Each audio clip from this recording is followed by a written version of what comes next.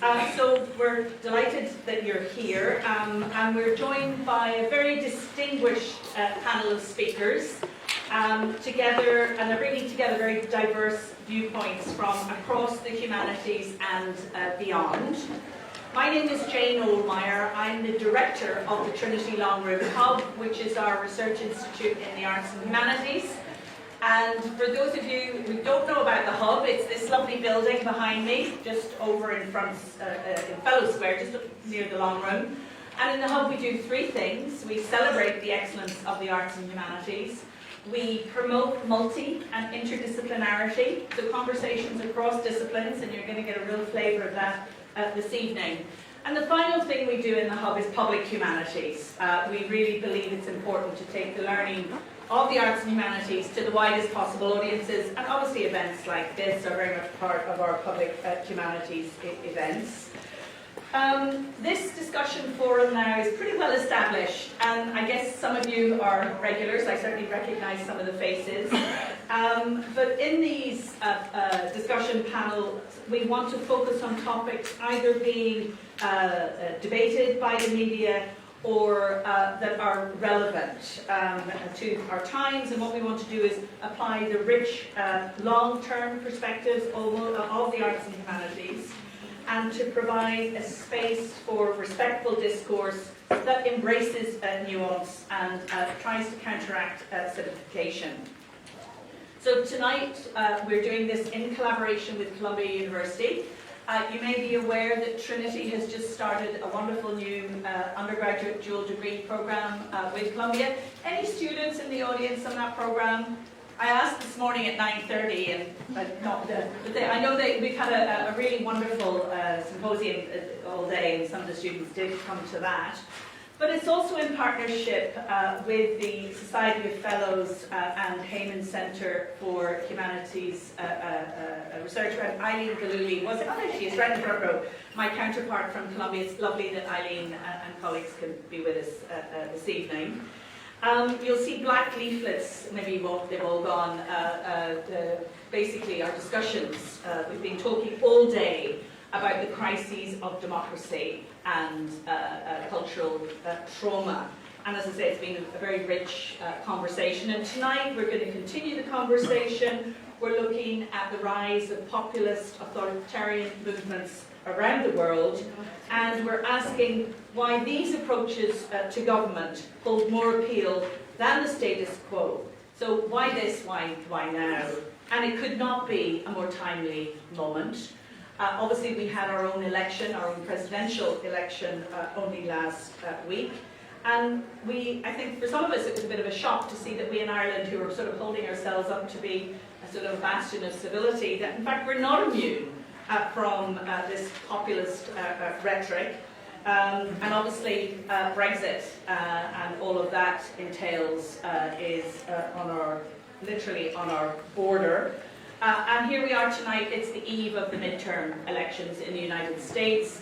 Barack Obama said yesterday it's probably one of the most important election of our lifetime, I think he said actually. And certainly Joe Biden was saying it's for the soul of America. Anyway, it's a hugely important election, and no doubt we'll be coming back to it and hear, especially from our colleagues from Columbia. We've been in these fora looking at a number of issues over the past few years. So the fact we're returning to populism and strongman leadership won't surprise anybody. But the truth is the crisis of democracy is just one of the great problems of the modern world, one of the great challenges of the modern world. And we're deeply worried about what's going on, especially in Western Europe, but also in a country like India. Look what happened in Brazil only last week. It's a global issue. Anyway, I'm going to introduce our panel, as I always do. I'll introduce them in the order in which they're going to speak. So our first speaker tonight is Rosemary Byrne, who's in our law school. Rosemary is a phenomenal colleague who will argue that while Europe has constructed the most extensive fundamental rights system in the world, its fault lines have rapidly been exposed by the rise of populism. She's a former Human Rights Commissioner for the Irish Human Rights Commission and has chaired the Scientific Committee of the EU Fundamental Rights Agency. So it's terrific that we can kick off with Rosemary. We'll then follow with Bill Emmett. So Bill Emmett is the former editor-in-chief of The Economist. And tonight he's going to look at the Italian case of democratic stress, the recent elections of two anti-establishment parties, and he'll explain how this shock has been a long time coming. Bill was recently a visiting fellow at All Souls. He's an honorary fellow at Magdalen College in Oxford, and I'm really delighted to say that Bill is going to be taking over as the chair of the Trinity Long Room Hub Governance Board. So it's lovely to be able to welcome Bill here this evening. He's just back from Japan, literally this morning. So Bill, you're very, very good to come out. And obviously, I bring this book partly because I'm in the middle of reading it, but it's Bill's latest book, The Fate of the West. So it's highly appropriate that you're here this evening. By the way, it's an absolutely fabulous read. But he's also been the author of two important documentaries that you may have seen. One about Italy called, and I love this, Girlfriend in a Coma. And he's also the executive producer of the great European disaster movie, both of which have been shown on the BBC and which we're actually hoping to show in the Hub in the spring. Our third speaker tonight is Mariana Hirsch, who joins us from Columbia University, where she is the William Peterfield Trent Professor of English and Comparative Literature and Director of Columbia's Center for the Study of Social Difference. And tonight, Mariana will look at statelessness as a means through which we can think beyond the constraints of nations and nationalism, arguing that art practices can help us imagine alternative relationships between contemporary subjects, citizenship and home. Mariana is a hugely distinguished scholar. She has looked particularly at memories of violence across generations, combining feminist theory with memory studies in global perspective. And she's the former president of the Modern Language Association of America and a former fellow of the American Academy of Arts and she's not former, she is a fellow of the American Academy of Arts and Sciences. Last but not least is Bruce Shapiro. Again, Bruce joins us from Columbia University. He's the executive director of the DART Center for Journalism and Trauma at Columbia, and he'll explore how authoritarian populism is at once powered by news media, but also threatens independent journalism, asking how journalists can navigate this global tide of polarization. He's an award-winning reporter on human rights, criminal justice and politics, and he contributes to contributing editor at The Nation and a US correspondent for Late Night Live on the Australian Broadcasting Corporation's National Radio National. The time difference there, Bruce, must be interesting. Anyway, many other accolades. And obviously, as journalists are under attack at the moment, particularly in the United States, I think it's just terrific. Actually, two journalists here this evening, obviously Bill and Bruce. We hope that you will be able to join the conversation tonight, as you always do at these events. There'll be plenty of time for discussions and answers. The format, you know, is 9 minutes, and we're very strict about the 9 minutes in behind the headlines. So each speaker has 9 minutes to allow time for discussion, debate, questions. We'd ask you to switch off your mobile phones in a sense, but feel free to tweet, to use the hashtag, or put them on silent, that's the correct instruction. Don't switch them off, because we'd love you to join the conversation online as well, and tweet using the hashtag #matters. We will be podcasting this evening as well as live streaming it, so if you want to listen to it tomorrow or share it with somebody else, that would be great. I also just want to acknowledge the support of the John Pollard Foundation, because thanks to the John Pollard Foundation, this series has been endowed, and it really is terrific to have their support. So, now, if I could invite you to join me in welcoming our first speaker this evening, Rosemary.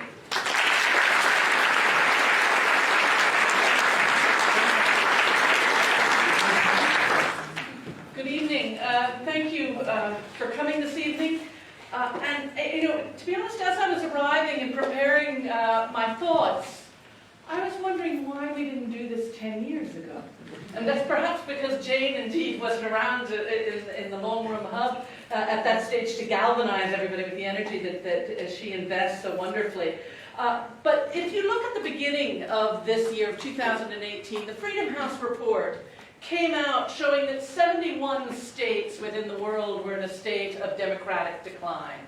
And this was the 12th consecutive year that they were reporting large-scale declines in the respect for fundamental civil and political rights that are part of democratic life. So what we're talking about tonight isn't something that has arrived instantaneously on the stage. We've been watching the corrosion on a global level for some time. And when you think about Ireland as we're sort of comfortably closeted on the fringes of the European Union, at least geographically, and also feeling ourselves in many ways fundamentally American, in terms of the extent to which we follow American news. We'll be watching the elections with great passion tomorrow night. What I want to highlight is that although we're talking about democracy in crisis, we need to be careful about the terminology.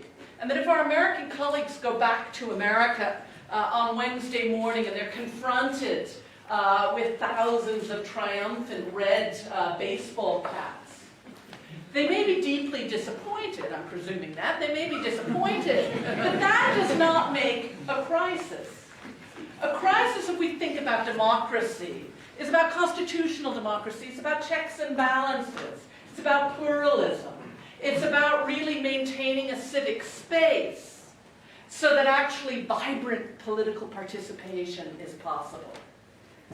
But what is important about being European, and I think we'll hear later about the context of Italy, is that it's not only the theater in America, which may in many ways, as constitutional scholars argue, may not constitute a constitutional crisis in democracy. It may be a prelude to that. But when you're actually talking about a democratic crisis, you're talking about the dismantling of constitutional structure. And that's what we're really seeing in Hungary and in Poland. And that's where the crisis really is actually in our home terrain as a member state within the European Union. That aside from the rise of populism and many developments across the European Union. And I think what's important is that the discussion of the crises of democracy and the extent to which we also think about cultural trauma, the way in which we approach democracy within the European Union is very closely linked to the experience of the Second World War. Because the Human Rights Convention, the European Convention on Human Rights from 1950, is based upon the experience of what gave rise to the Nazi ascendancy, which effectively was perceived as the erosion of civil and political rights. So when we talk about democracy in the European context, and now what we think is unthinkable in terms of its demise that we're witnessing at close hand, we think about it in the context of the core civil and political rights. But what is happening has given rise to a lexicon of new terms related to democracy, or perhaps old ones, depending upon the time period. But we're now relatively accustomed to talking about the demise of democracy, the death, somewhat more optimistically, constitutional rot of democracy, if you don't want to call it a crisis. Or indeed, a more cheerful resolution is to consider it merely a recession in democracy. But what's important to remember as Europeans is that actually what's happening within Europe now, particularly in Central and Eastern Europe, is particularly profound because when you think about the project of enlarging the European Union in 2004, when we included 10 new states, what was going on in that accession process is perhaps the most ambitious democracy-building process in world history. And I think I can say that even around historians, because I don't think anybody but continental lawyers could have thought up the idea of the acquis. And the acquis that had to be transposed into Central and Eastern Europe. If you're looking at it now, we're talking at over 100,000 European instruments and documents that encapsulate the entire body of European law. So the idea for these relatively newly independent states that had broken away from the influence of the former Soviet Union was not very long after they were being absorbed into the far more benign and positive system of the European Union. And the way in which this system worked, and it's most efficient, it was logical, was that democracy and the changes in the domestic legal systems were bartered. It was conditional upon membership within the European Union. And to a certain extent, if you want to look at the current crisis in migration, part of that European acquis that was bartered entailed obligations that benefited the old member states far more than the new member states in terms of loading responsibility for the assessment of asylum claims and ostensibly for the long-term residency of those claimants, successful or not, because deportation rates tend to be low.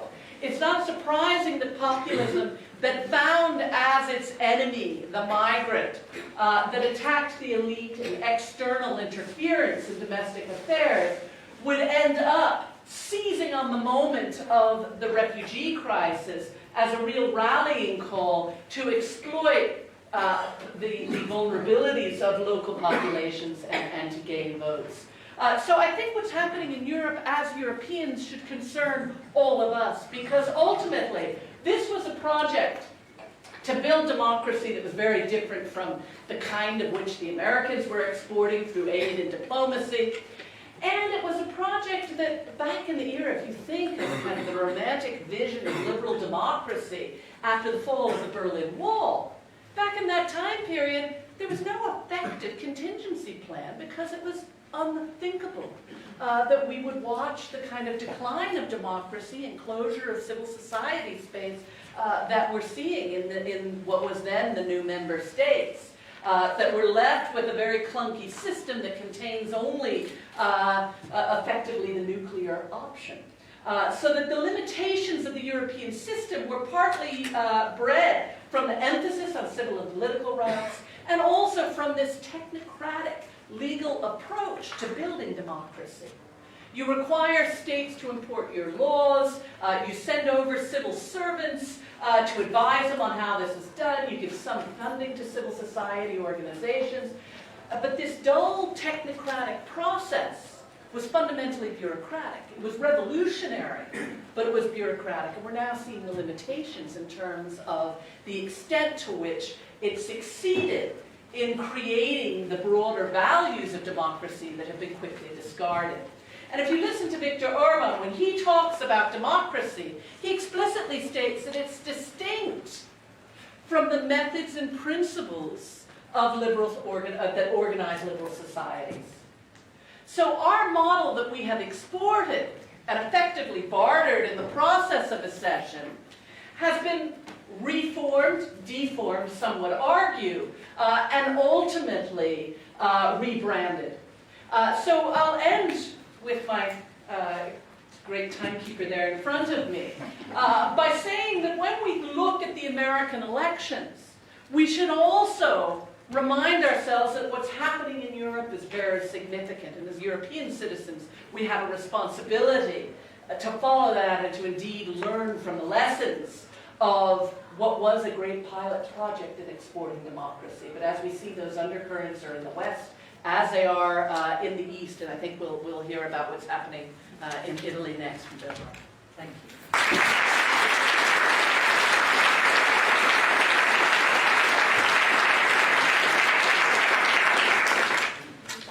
Indeed, I'm going to follow on very strongly and directly from Rosemary's wonderful, broad introduction.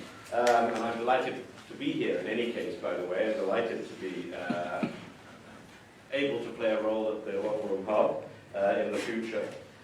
What I'm going to focus on is a case study of what Rosemary was talking about, which is Italy.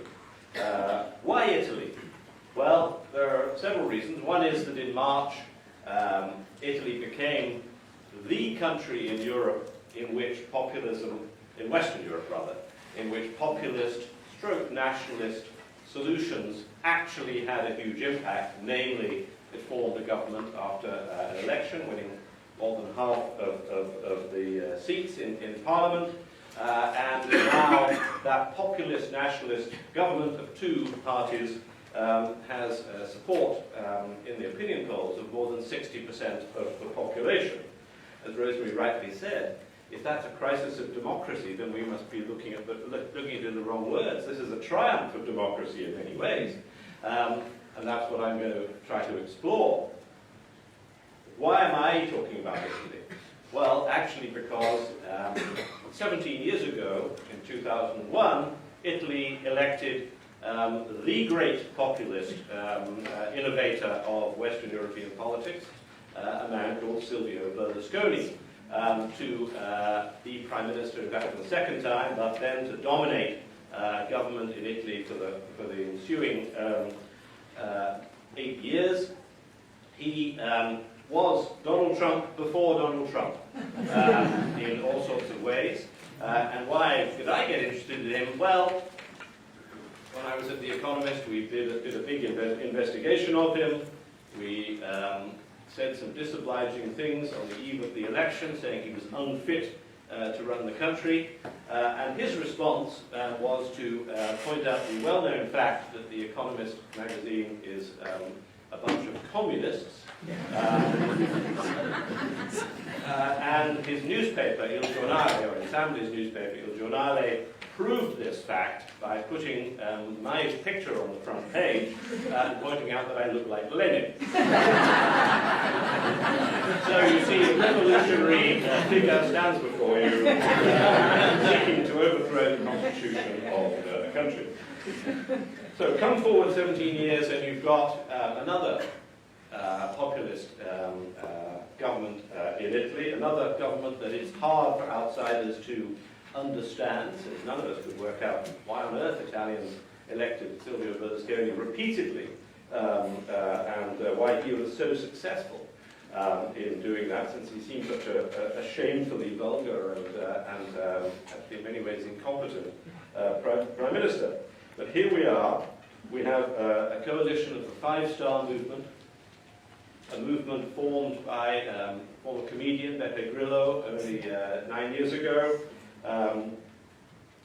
with a sort of left-wing origin, but which has transversal appeal, and the League, formerly the Northern League, separatist movement, but is basically right-wing, anti-immigrant, was really run on the basis of immigration as its issue, and is now on a collision course with the European Union over its budget, essentially over rules, over the nature of the European Union as a rules-based order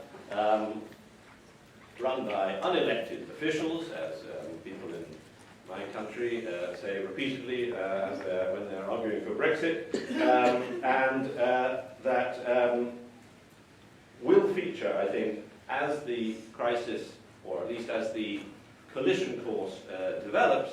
It will feature frequent references to the fact that the government in Italy has been elected, that the government in Italy has 60% support, that the government in Italy is surely much more legitimate than the rules of the European Union agreed to, though they were by democratically elected government. So we have the successful case of populist electoral tactics in Italy. The question is, why is it happening, and what might it lead to?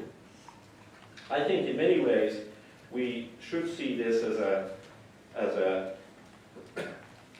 possible triumph of democracy, but all triumphs, all sort of democratic answers are generally reactions to previous failure, because that's the essence of democracy. You kick out the other lot and you replace, and are never guaranteed to produce a good answer. So why have we come to this particular answer now in Italy? The answer to that, I think, is two very long-term forces. One is simple long-term economic decline.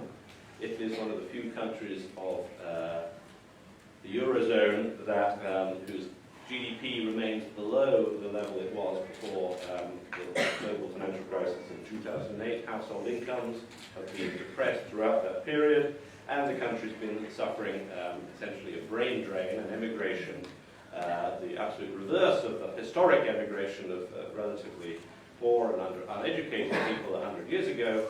Now the emigration is of basically graduates going to Paris, New York, London, and Berlin. And has a system of running the economy now in which the young essentially have precarious short-term contracts and are unable to really form families, to get mortgages or those things. So that's the economic story. But then the question is, why, given that this is a long-term economic story, why hasn't it been solved before? Why didn't Silvio Berlusconi do something? Why haven't other solutions gone there to solve it? And I think that the right answer to that question is that Italy has a rigidity in its way of thinking about politics that goes back to a deep left-right divide that really originates back under Mussolini, but certainly was entrenched during and after the Second World War, but then found its terrible expression in the 1970s in what were called the Years of Lead, when around 3,000 people died in various forms of political violence of a left-right nature. That had followed a long period of politics in which the quite powerful Communist Party were deliberately excluded from mainstream politics, from government, but also in which conflicts over strikes and over labour issues became incredibly fierce and violent, culminating in massive strikes around in the early 1970s. The result of that, in turn, was a solution, essentially, of spending money to try to buy people off, digging in behind entrenched rights, particularly a workers' statute that was introduced in 1970, but also other rights, and an unwillingness to find any ways to bridge divides. The reason why Italy is now famous for having a huge debt, of 130% of GDP, is because so much money was spent during the 1970s and 80s trying to buy off opposition. So the Italian crisis that has led to the phenomenon we have today is one of rigidity, of a failure to bridge the gap between the different parts of Italian society that led to a sclerosis of institutions, and then to a solution in March of the election of a coalition which essentially bridges the gap in a possibly implausible but certainly spectacular way. Will it succeed in reforming the country? Will it succeed in bridging this gap? We'll see. Thanks a lot.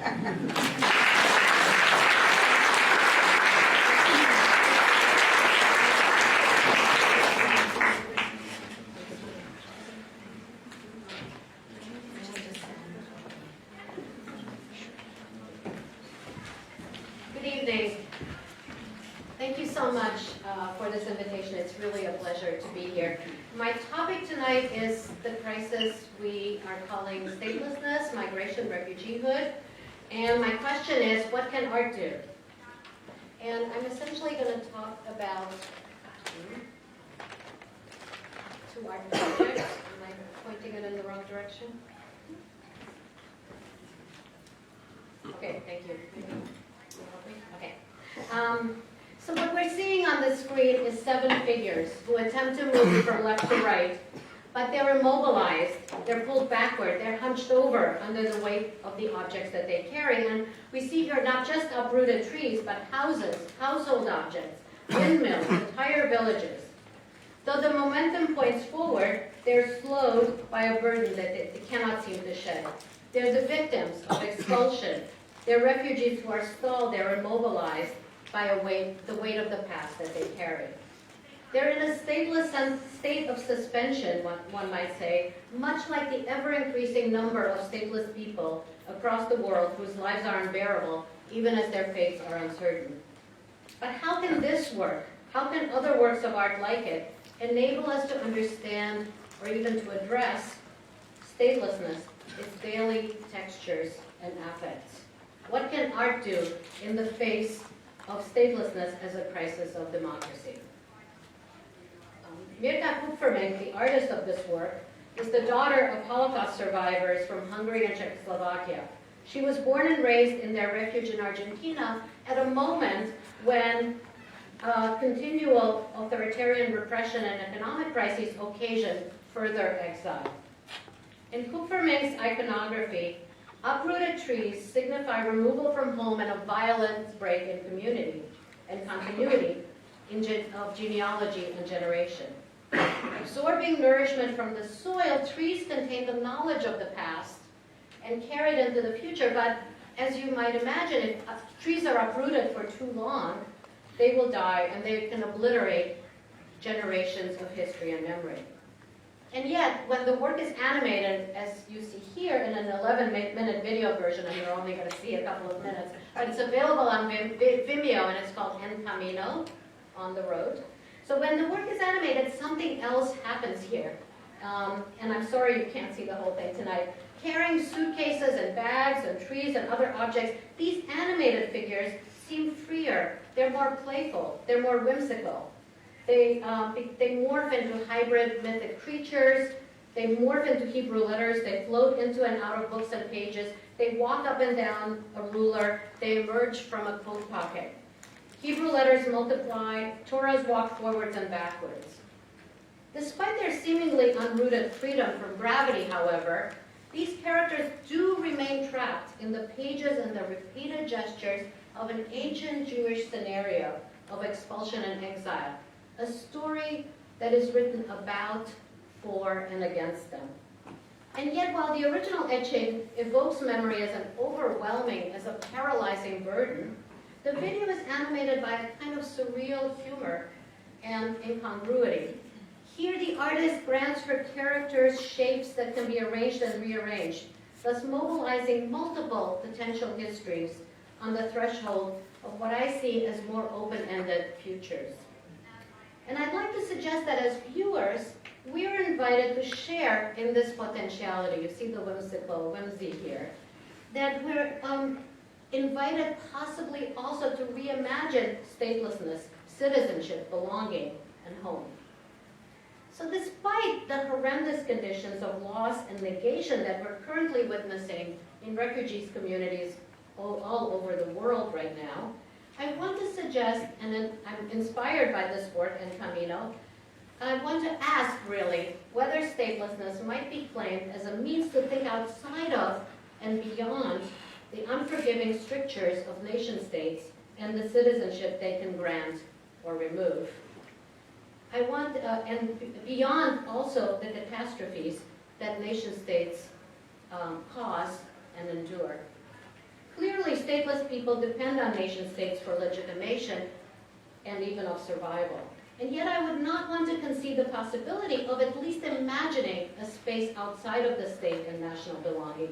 And here, I want to envision not a mid-century idea of cosmopolitanism, but something else, something not yet spoken or thought. And I want to come back to a definition of crisis that Rosemary evoked this morning by Antonio Gramsci, who says the crisis consists precisely in the fact that the old is dying and the new cannot be born. In this interregnum, a great variety of morbid symptoms appear. And I want to try to see, to shift this and say maybe not just morbid symptoms, maybe a sense of between the dying old and the new that has not yet been born. Maybe there's something else that we can at least try to envision, perhaps together. So could statelessness, as evoked here, offer a different time frame than the progression toward preordained futures that often seem inevitable in the space-time of the nation-state? Can it open a possibility of imagining alternative potential relationships between subjects and citizenships at home, and maybe also alternative temporalities of belonging? Can it gesture toward a future that will not be a repetition of the same? Art creates figures through which we as readers, listeners, or viewers can experience, even participate in the affect and textures of experiences such as statelessness, and at the same time imagine alternatives to its unforgiving present. I think that art practices can acknowledge the vulnerability and the violence of forced migration and exile, but it can also mobilize the creative power of a stateless imagination as an alternative to nationalist and ethnocentric imaginaries. And would you mind advancing that? So I'm going to look at another work, Wangechi Mutu's The End of Carrying All. And can you go to the next one? Thank you. And that is also a video work. It's by Kenyan-US artist, Wangechi Mutu, and you'll see the relationship to En Camino. These are not artists that really know each other. This 3-channel video was first exhibited in the 2015 Venice Biennale, and it performs even while re-envisioning the past as a burden to be carried by women, especially, and we see that in the other work as well, the 3 of the figures are women. It's mythic, and at the same time, I think it's anti-monumental, like En Camino. It's a kind of feminist revision of the Sisyphus myth, read not as an abstract human condition here, but as a historically and politically marked and gendered one. Mutu doesn't refer only to Sisyphus, however. The Earth Mother in this work is also a kind of Cassandra who is cyclically predicts, even as she enacts, impending human and environmental catastrophe. And again, we can't see the whole work, but we will see a little bit of it. So in this work, we see a woman, Mutu herself, slowly swaying forward while balancing this large basket on her head. The landscape evokes a savanna, rich in color, but it's getting darker and darker as we progress through the video. And on the soundtrack, which I can't play here, we hear strong winds of the plains, we hear birds that ominously fill this unnatural red sky that border on a kind of generic images of African landscapes. And as she progresses with ever greater difficulty, her basket gets filled with an increasing number of objects: bicycle wheels, houses, a satellite dish, other electronic and household goods she collects along the way, and she's bending to pick more and more of them up. So this migration across 3 large screens recalls a myriad migrations across and beyond a continent that's shaped by globalized economies, by poverty, by war and political upheaval. And this woman is ever more encumbered by the objects of globalization and consumption, whether produced, acquired, recycled, or discarded, as waste, objects that promise a future even as they destroy it. The whole world is in this basket, which lights up when it gets dark. And could you advance to like 6 minutes? And I want to show you what happens at the end here. It lights up when it gets dark, but as the video progresses, it also becomes more and more impossible. No, 6 minutes on the video, thank you, to bear. And when it becomes impossible for her to carry any further, the earth lights up in an eerie green. It's happening right here. It erupts and swallows her and all her disproportionate belongings, gurgling, glowing, heaving as it ingests this unwelcome substance. And at this point in the video, we have reached the end of carrying all. The huge lump of lava-like matter rolls down the hill and is slowly absorbed. And then, of course, the journey begins again in an endless loop, linking the violence of the past to new disasters to come in a recursive sequence. So we're wondering, like, what erupts here? What is being refused? What is being ejected? What is being cleaned up? Mutu herself compares this planetary apocalypse to a bodily wound, and she says, the wound on the skin behaves similarly. Eventually it bursts open and all that festering stuff comes out, and then it's back to normal. But you know, when things go, when the earth decides to clean up, it's not going to go, oh, you're the good ones, you're all right, you stay, and they go. So here, the female body carrying this weight parallels the space of the earth. Both are injured, both are in need of healing and renewal, and a process that's stalled by the impossible burden of carrying it all. And I think this video performs the refusal and renewal of the earth. The work suggests that things they cannot continue in the same way. I think that's what we see here. They must be ended, they must be reimagined, building, as in Kupfermink, a new existence out of the shards and fragments of the old. And my last slide now. So the figures in these two works collect the fragments of migrant, stateless lives and weave them into stories that I think leave open the potentiality of rebirth and new beginnings, even as they powerfully recall the violence of the past and resist amnesia. So what can art do? Well, I think it depends on us. It depends on how we respond to works such as this one. If we allow ourselves to be vulnerable to their provocation, and also to the provocation of putting these two works next to each other, which, in a longer talk I would complicate. They come from such different contexts. I think they could enjoin us, too, to envision or try to imagine alternative histories, to imagine alternative potential temporalities that go beyond our present political reality that we've been analyzing so articulately tonight, and also beyond our own horizons of possibility. Thank you.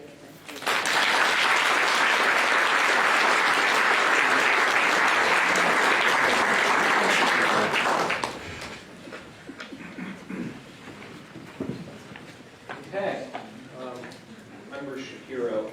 I'm going to start with a confession. The title, my working title of this talk is Journalism and the Politics of Resentment. I was asked for a title a couple of months ago. I suggested that as a sort of abstract analytic subject that seemed a good way to capture a few things going on right now.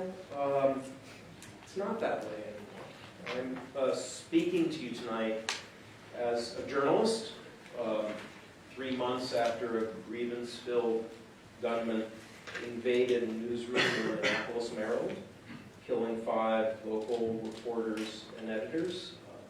And of course, 2 weeks after a columnist of the Washington Post, a Saudi citizen, was assassinated by the squad. I'm speaking as a journalism educator whose students in a few months will be going out in the world and are wondering about their own safety as professionals when they've been branded enemies of the people by the President of the United States, even as their classmates from Turkey, Ukraine, the Philippines, and elsewhere wonder whether they must decide whether to risk their lives and freedom by going home to practice their profession. And finally, I'm speaking as a secular American Jew 1 week after an obsessed anti-Semitic gunman massacred 11 people at a synagogue in Pittsburgh, in a neighborhood where friends of mine grew up and a city where my stepdaughter from time to time has lived and worked. So I'm going to do my best to be calm and analytic, but I'm not going to pretend to be objective. I would also say to you that these are all related events and related phenomena, not in a direct conspiratorial way. I don't mean that at all. That would be to mirror the conspiracism that is driving so much of the politics of our time. But I would ask you to return, to think back to what now seems an impossibly long time ago, more than 2 years ago, August 27th, 2015, a press conference that then candidate Donald Trump held. At his orders, his security detail ejected a man named Jorge Ramos, who was a correspondent for Univision, a journalist, and, of course, a Latino.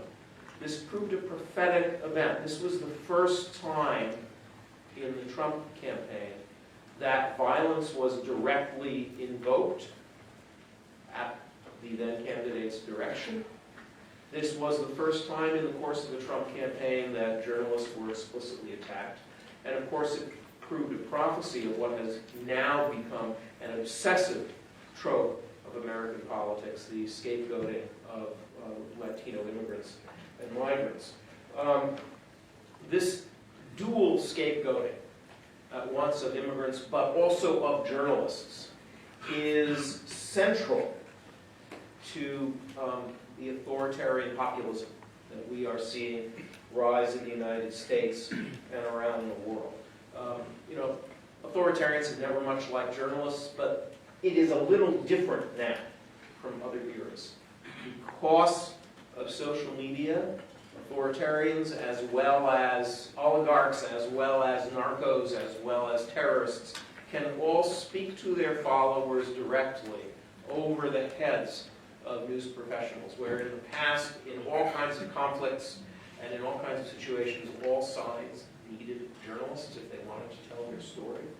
Now, for someone like the President of the United States, or someone like Al-Qaeda, or someone like the narcos in Mexico, almost the only value of a journalist is in fact as a corpse or as a figure of derision, as a way of communicating terror and communicating resentment. To communicate what in Gangs of New York, the wonderfully evil thug Bill the Butcher calls the spectacle of fearsome acts, and the spectacle of fearsome acts enacted upon journalists, whether in the form of trolling or in the form of direct threats or in the form of assassination, marks our time. It's central. And I would urge you, as you pay attention to questions about authoritarianism, questions of press freedom, to see this not as a sideshow, but a central marker. So, point one. Point two. We've been talking a lot about authoritarian, or a lot about populism tonight. I would just propose to you that as a reaction to concentrations of resources and power in the hands of elite groups, populism by itself is not necessarily anti-democratic, and indeed has a little bit of a noble lineage. What we are seeing tonight, what we are seeing this year, is something different, whether it's in Hungary or the US and the Philippines. It's authoritarian populism, in which a sense of, the correct sense of resources and money being concentrated upwards are being harnessed with false narratives that actually cover the further concentration of wealth and power in the hands of a kind of transnational oligarch mafia, the likes of which we've never seen. A couple points specifically about the U.S.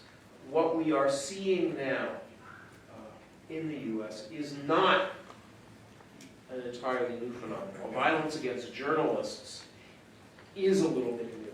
The outbreak of violence we're seeing in the U.S. needs to be understood historically as a continuation of right-wing vigilante violence that has been a part of American politics, as some of us were talking about this afternoon, from the end of the Civil War, and in particular has been a part of American politics from the heyday of the civil rights movement in the 1950s and 60s, when the homes of pastors like Martin Luther King, when churches and synagogues were routinely firebombed, when civil rights workers were assassinated on the roads of Alabama.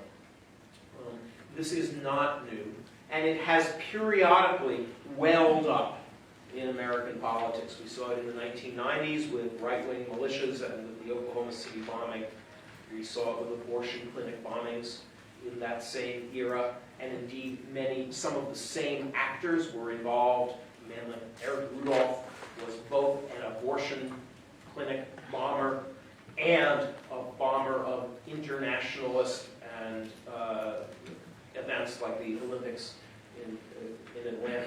So this is not an entirely new phenomenon. It's a consistent thread in American life. What is different is that it is being provoked, articulated, and given a certain amount of permission from the highest levels of our society. That's new, and when I speak of authoritarian populism, that's really what I'm talking about. Finally, to zigzag back to journalism, in an American context, but also a European context, in a Filipino context, and others, I do think that there's a way out of the authoritarian moment we seem to be in.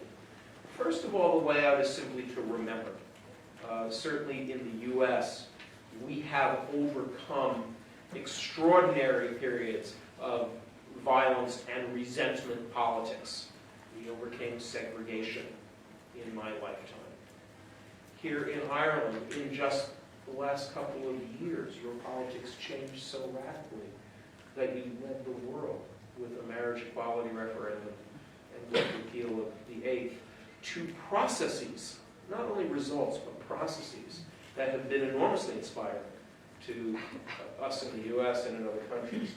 I would also argue, though, that if we're trying to figure out a way out of the authoritarian moment that we're in, journalism itself is a big part of the solution. If journalists are a target, it's in part because journalism is a solution. Journalism can be, and is, we see it clearly in this moment as a form of nonviolent activism, a form of engaging and projecting forth democratic values, small d democratic values, of standing for accountability versus impunity, of standing for transparency in an era when wealth and power are ever more concentrated behind shell companies and offshore accounts, standing for the power of nonviolent debate in an era of violent rhetoric, and even for modeling a kind of discourse at a time when political leaders and partisan media are championing a rhetoric of resentment. It is journalism with every story, even if it's about music or garlic. Every good story is modeling a kind of inquiry, a kind of engagement, and a sense of narrative democratic responsibility that offers us a calm way out of a moment when there's real danger and frantic destruction of democracy over there. Thanks. Thank you.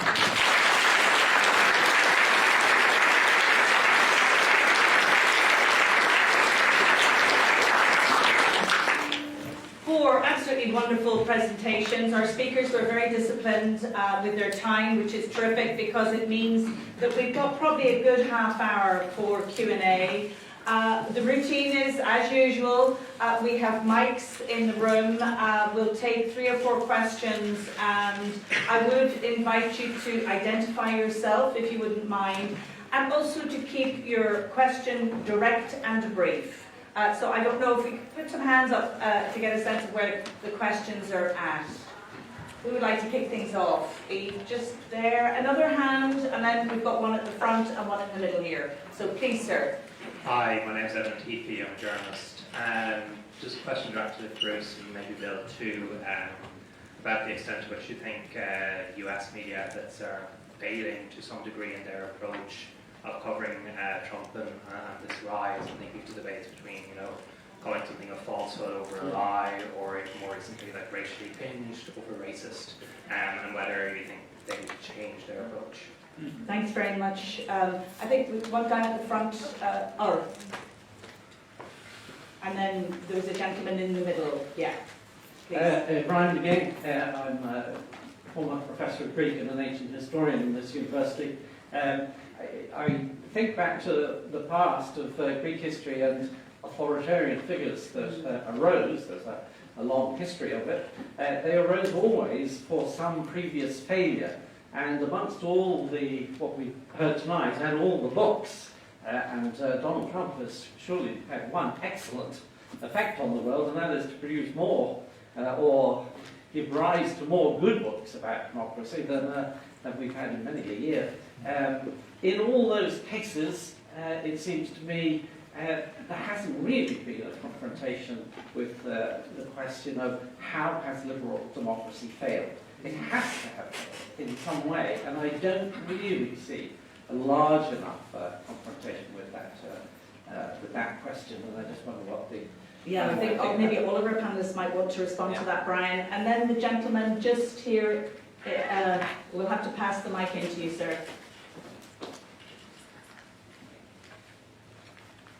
Good evening. My name is Dimitri Bettoni. I'm a researcher and a former journalist. My question is this. I spent the last 4 years reporting from Turkey, and my colleagues and I reported daily the decline of the democracy and the democratic institutions over there. What we didn't see is that there is no mechanism of correction. Like when we report news and we tell the story, there is no reaction because there are no tools. There is no mechanism that can correct the decline and bring the story back to the positive aspect. So I want you to comment on this aspect. Thank you. Thank you very much. So I think, I don't know who'd like to start, but Bill, will we just go across the panel? Would that be, and respond to what you'd like there? And then we'll just literally work it. If you wouldn't mind using the mic, Yes, thanks very much. It's turned off. Good. Well, I just start with how has, perhaps is a better way, liberal democracy failed. I mean, I think we have to, I would say, by having the 2008 global financial crisis, and then we would have to argue, well, why did that happen? Why did we get to the point when you have the worst financial disaster in the 30s?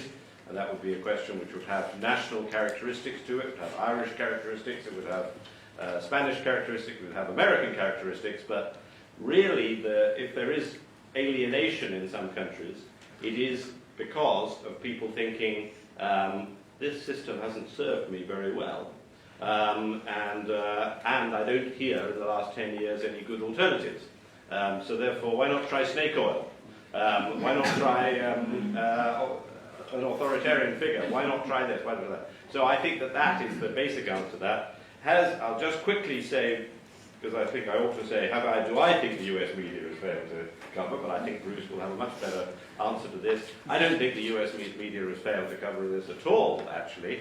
I think that if there is a change a long-term change, it's that the US media is more itself politicized than it used to be, particularly in television, and therefore the US media has been both covering and participating much more than, as it were, used to be the case across the board.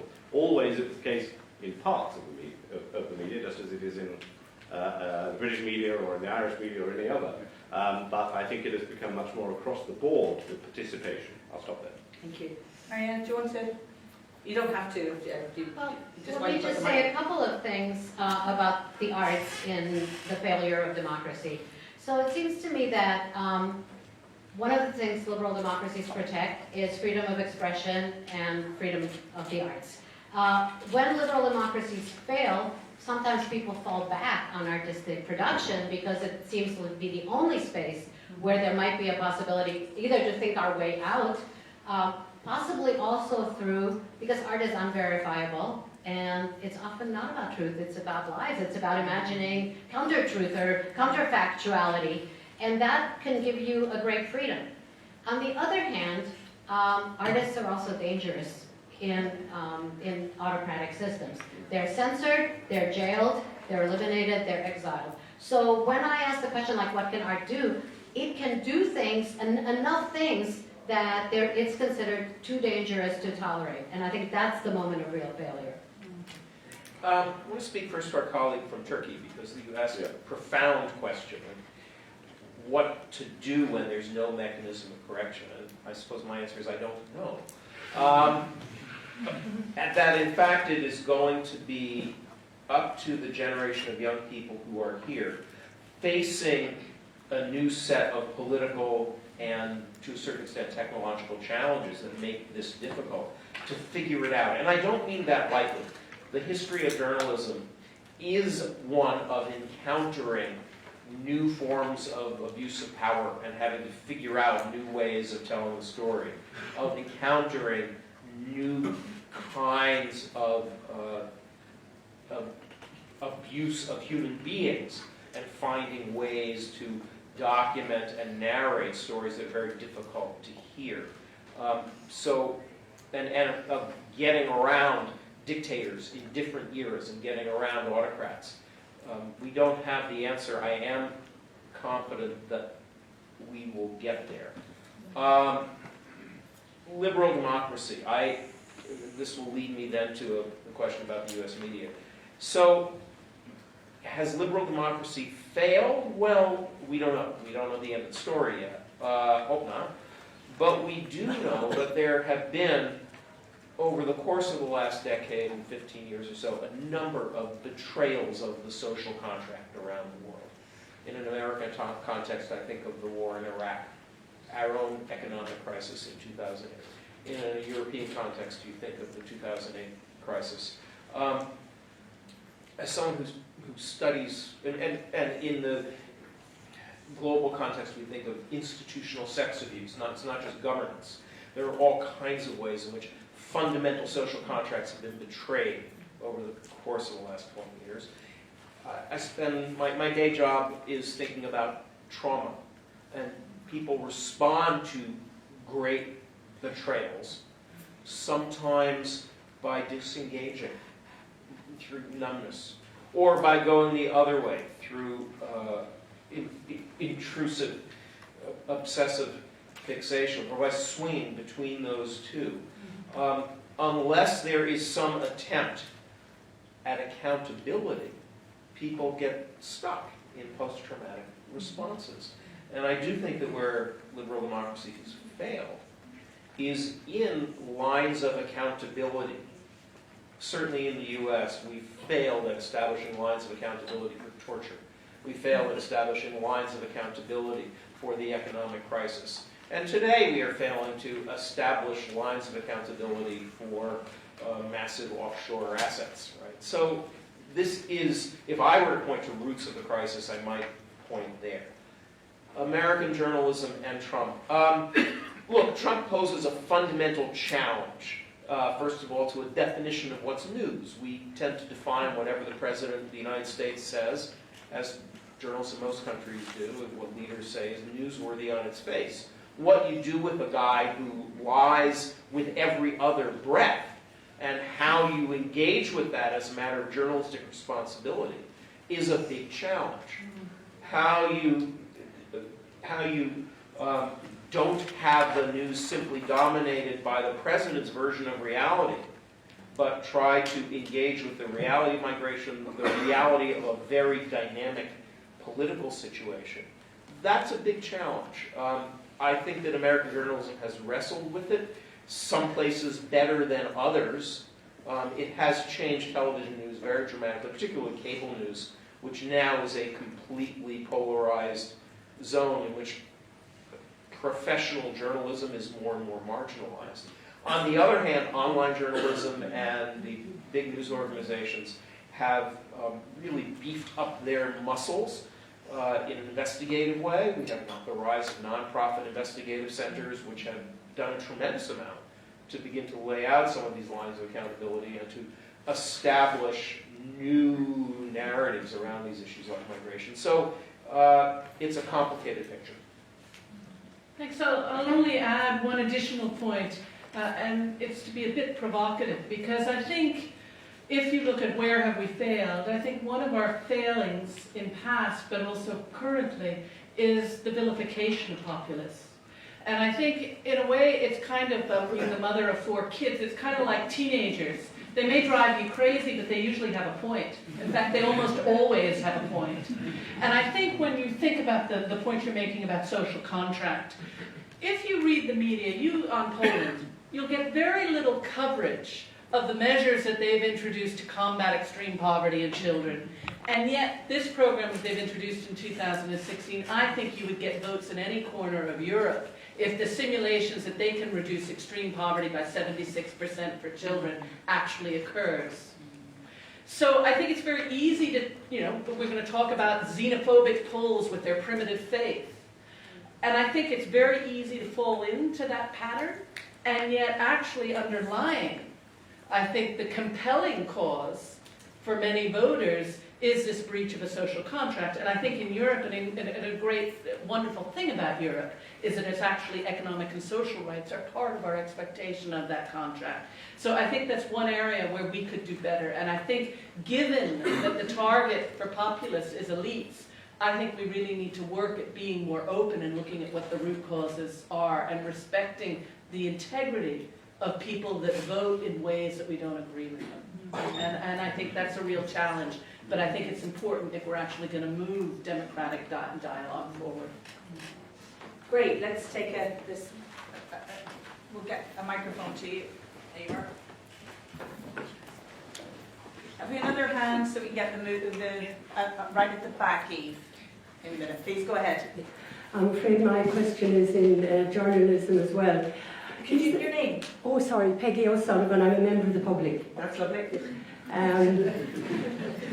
So are we all. As I said, it's about one thing that worries me is sometimes I can't tell the difference between what I would call a journalist and a columnist. A columnist is a person who puts forward, you know what their bias is. Whereas some people, you started, Bruce, by saying I'm not objective.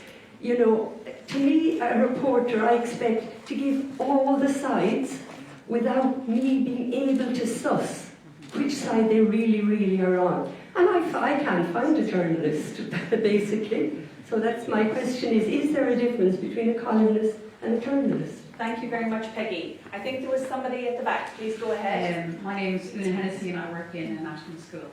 My question would be, you know when you have a USB stick, there's an international standard for a USB stick. There's an international standard for lots of things like that. Is there no international standards as such for journalism, whereby that oligarchs can't just say, right, I own these papers and you can only say what I want you to say, or whereby countries like the truth can be like what Trump is doing in America, that people can print things that are lies but say them as facts. They can print opinions as if they're facts, and that we don't have, this is where I think people feel let down by journalists. We don't have the truth out there all the time. Thanks very much, Una. Is there another question? One more. No? Oh, yeah, there's one here, and then Sonia will come back to you in the next round. Please go ahead. Hi, thanks. Laura Burns, my name. I'm a journalist with Storyful, and we work in the online space. And I guess my question is more or less for you, Bruce. Obviously, we're talking about cultural trauma, and I agree wholeheartedly with you in terms of what's been going on since the turn of the century. You know, we've had the Iraq War and the economic crisis. But I would say in your space, you would agree that trauma can be healed, and well, you'd like to think it can. So you mentioned journalism was one of the antidotes to that, but what else would you imagine can be, you know, could heal it? What else should we be doing? I mean, should we be turning off our phones? Is social media giving fuel to all of this trauma? Actually, that's a question that maybe all of our panel might want to come back to, Laura. But Bruce, let's start with you. Sure. Just as people would like to, we'll get a mic. Oh, there's the mic there. All right. So let me try to engage with all these because they're kind of related questions. Thank you. So the question of journalistic sort of professionalism and objectivity is an interesting one. First of all, what I find myself saying to my students these days is that we are all bundles of biases and history. The question is not, are we objective? Because we're not. We see things based on who we are and where our biographies have led us. The question is, can we be fair? Can we be professional? A friend of mine in the city of New Orleans, a reporter, saw most of his friends' houses flooded after Hurricane Katrina there. And he was responsible for covering the recovery of the federal agencies, and he would get very, very angry when I would meet him, and he would say, those effing George Bush and the effing U.S. Army Corps of Engineers. And finally I said to him, John, you're pretty angry. How are you managing to cover this? And he stood up straight and said, oh, you better believe I'm angry, but because I know it and because I can acknowledge it, I can lean backwards to be fair. The problem would be if I weren't acknowledging it to myself. Then my stories would be filled with unacknowledged biases that were unprofessional and would mislead my readers. I do think there's a difference between a reporter and a columnist. I think in American usage, journalism is a big umbrella that covers a multitude of sins, both reporters and columnists. Here, journalist tends to mean reporter more than columnist. And that leads me to the next question, which is that, no, there are no international standards. There are UN conventions that protect the rights of journalists, which most nations routinely ignore. 2 days ago was the National Day of Impunity for crimes against journalists, which passes without anyone except journalists noticing it every year. But we do have a very important innovation, a very important development over the course of the last 10 years, I think, which is the rise for the first time of an international standard and tradition of media training and journalism training. The reality is that reporting is being done at a higher level in more countries than ever before. There are big foundations that put money into this. There are the Norwegian and the Scandinavian governments that put a lot of resources into this. From Latin America to the Mideast to Africa, reporters are being trained at a level of ethics and a level of professional skill that hasn't previously existed, and they're banding together in networks. I'm on the board. I'm part of something called the Global Investigative Journalism Network, which for the first time has folks linked together across national boundaries. This is a big change, and it's allowed stories like the Panama Papers to happen. It required journalists in wildly diverse regions to cooperate. You know, in terms of how we get past these big traumas, Laura. I mean, I can speak only as a journalist. I think there's more that our profession can do to think about repair, to think about a journalism that makes sure that invisible folks are visible, that makes sure that censored victimization gets covered, that makes sure that lines of accountability get laid out. That's our part of it. I don't think I'm going to go beyond that, except to say that, yeah, turning off your phone at night is a good idea. Your mental health, never mind. I don't know if Rosemary or Mariana, do you want to come in? Yeah. Well, I could come in on, can trauma be healed, or how should we think about healing as somebody who teaches about trauma, but from the perspective of psychoanalysis and literature and the arts, and, various histories of genocide. It isn't, we have individual trauma and we have cultural collective trauma. Often they're at odds. And I'm thinking of the example of South Africa and the Truth and Reconciliation Commission, where, in fact, people were invited to tell their stories of victimization and of brutality and violence and violation. But it was under the Truth and Reconciliation Commission, and forgiveness was a big ethos. And there was a lot of pressure in the interest of the collective to heal from your individual trauma. That left a lot of scars, and these stories were not resolved for the individuals. Then it also left out something else, because healing involves material, symbolic, and symbolic and psychological dimensions. And if you don't have the material dimensions included, as wasn't the case in South Africa, which would be reparation, then the scars remain open, even if the pressure is to think of the collective and think of the nation and the future in that particular way. So it's not a simple answer. I've just add one thing to Bruce's excellent answer to the questions about journalism, which is that really goes back to actually something he said also in his presentation, which is that an important feature of our times is that journalists have lost their privileged position as intermediaries. And they've lost it to politicians talking directly through Twitter. In Berlusconi's case, he just simply owned his television stations and he used those.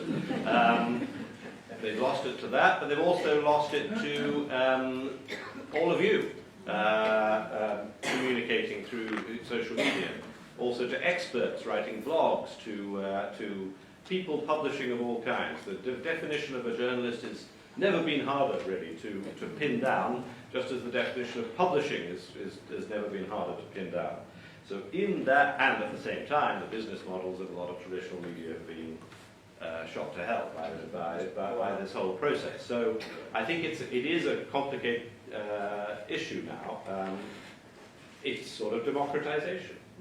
But it does bring us to these questions about lines of accountability and transparency.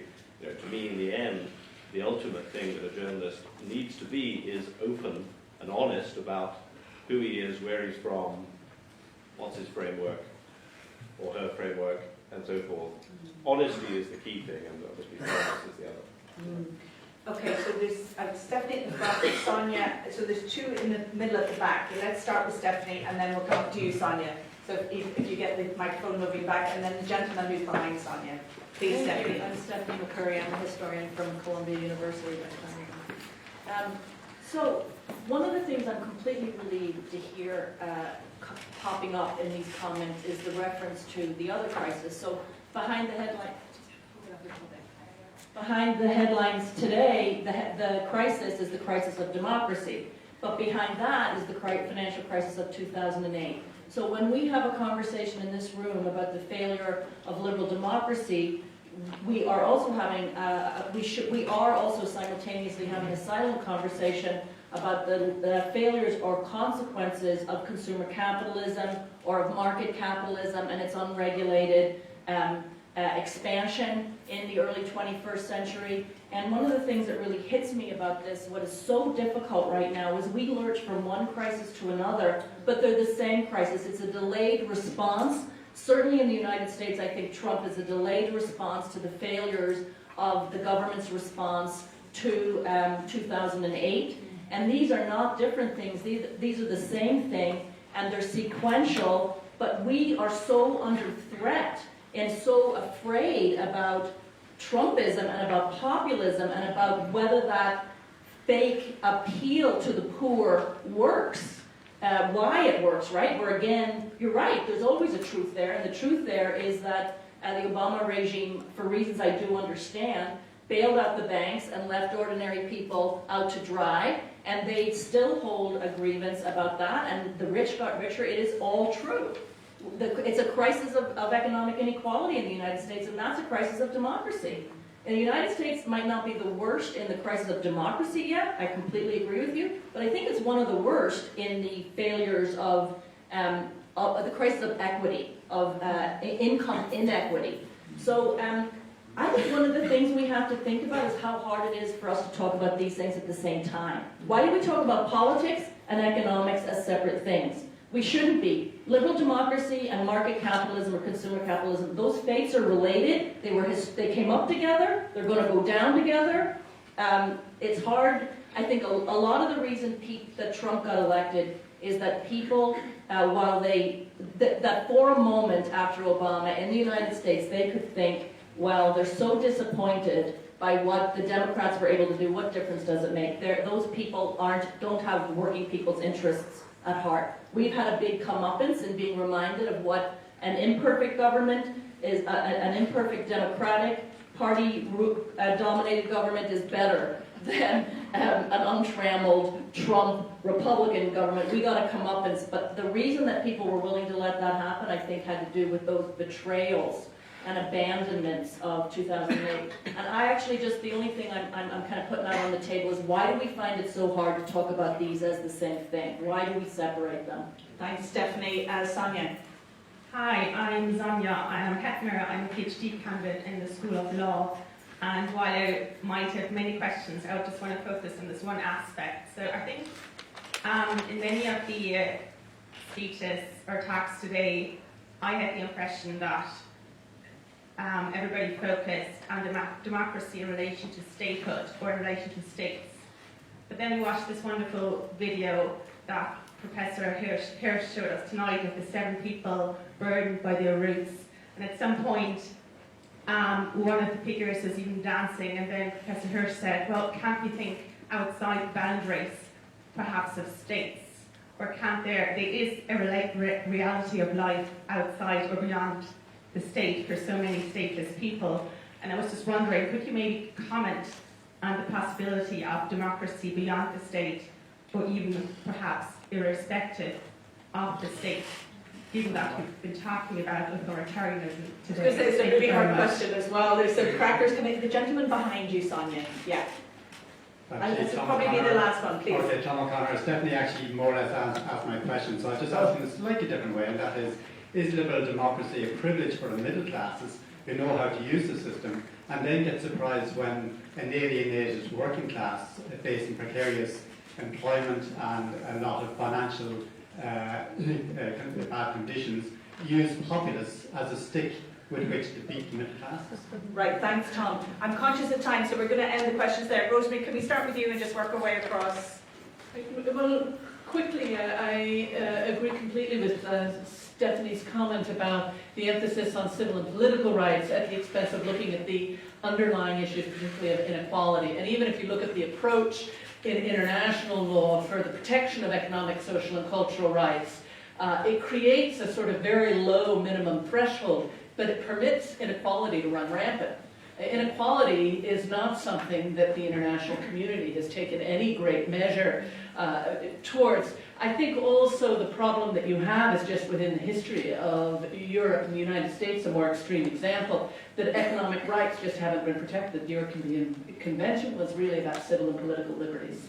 And I think that we're experiencing the legacy now. The other point that was mentioned, I can't remember. Is it Sonia at the back?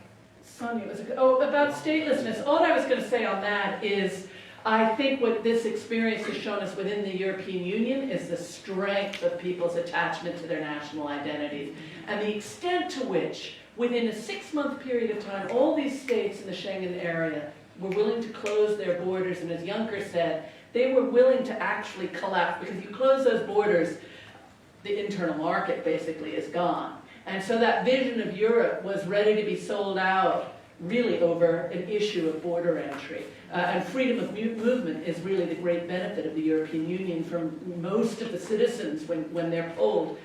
So I think it's a far deeper, that extent of rootedness. I'm going to push back gently on Stephanie a little bit, because I think Trump's election, first of all, was never a majority phenomenon. And secondly, I'm not sure that it's correct to understand it as principally a working class issue. I think there's a thread of that that's very important, but a lot of Trump's core support, that little resentment faction, is really a middle class, status anxious faction. You can talk about white males, however you want to think about it, but what he has done is re-legitimized and reawakened a kind of resentment against the class mobility of African Americans, of immigrants, of women, that had been buried somewhere in the 1970s, but has been part of in the background music of American politics for a really long time. So I think it's complicated, and I don't want to make it overly determined by a narrow class analysis. On this wonderful question of the state, look, as far back as Dag Hammarskjöld, there was a vision of the United Nations as, on the one hand, about states, and on the other hand, as the rights of people above and beyond the states.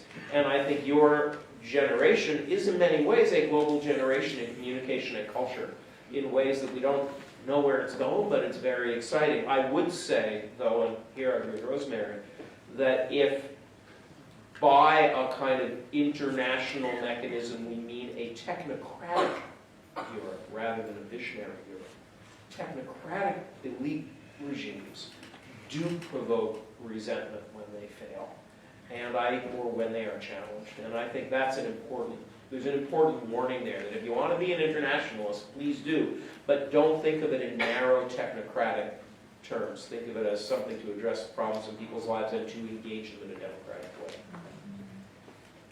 So yes, I absolutely agree that the attachment to nation and nationalism is strong and getting stronger, actually, but I don't think that should disqualify us or discourage us from trying to think beyond. And I think what Bruce just said is so important, that in fact there's so many ways of communication and so many channels that transcend any kind of national boundaries right now. What if we try to focus on those and what happens?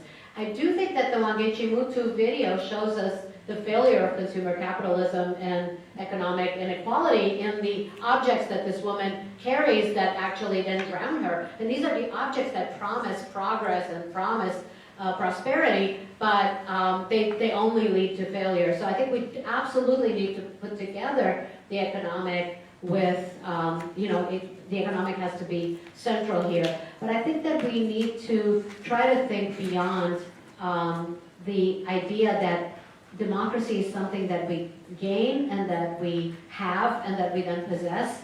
I think what these videos that I showed you emphasize is process and the ability or the need to practice democracy, not just to think that we've earned it and that we can have it and that we're not going to lose it again. It's something that we have to practice every single day.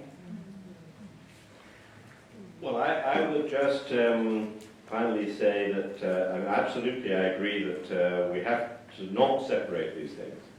We have to put them as highly connected. But secondly, we also have to not think of democracy as a process. Democracy, as it was not just a process. It is a set of outcomes that make a difference to people. And if in the end people decide that, well, maybe the outcomes are good enough, but perhaps I really need something different, then that's when we're in danger. I think that the real anyway, part of the answer to phenomena that we find disturbing is to see whether those people have a point, but it isn't enough. Bolsonaro has a point in Brazil. There's too much violent crime in Brazil, no doubt. Duterte had a point in the Philippines. The drug war is terrible. Trump has some points about American decline and some points to make about lawlessness, and there's economic inequality. Even in my country, the Brexiters have some points that I would agree with, but the danger is in thinking that then we just have to let the whole thing go through. Hitler had a point, and we know where that left us. Thank you. Thank you very much indeed. I was going to say, what a somber note. Well, yeah, I was going to say... Sorry about that. Except, of course, the crisis of democracies aren't going away, and actually we are going to be exploring multiple aspects of this in the new year. But actually, a number of talks on this week are going to come back to some of these issues. So on the 8th of November, as part of our Trinity and the Changing City series, we've got a lecture on Dublin migrants. Then, as part of our 1918 and the New Europe lecture series, which has just been phenomenally well supported, we have Mark Cornwall speaking, giving a talk on escaping a prison of peoples 100 years after the collapse of the Habsburg Empire. That's on the 19th of November. Then we've got another big series starting. It's the inaugural lecture of a 3-year lecture series called Out of the Ashes. So we've got the director of the Alexandria Library speaking, and it's called The Library of Alexandria, Rebirth and Revolution. And last but not least, we have another Behind the Headlines in December, on the 3rd of December, on what does it mean to be human in the 21st century. So hopefully lots to keep everybody interested in these rather dreary, cold autumn dark evenings. I want to conclude simply by thanking the team at the Trinity Long Room Hub, who always do such an amazing job. I want to thank you all for coming out and for just some absolutely fabulous questions. Thank you very much indeed. Invite you to listen or pass on the podcast of tonight's lectures or listen again. But above all, I want us all to join and thank our 4 speakers who've just been an absolutely marvellous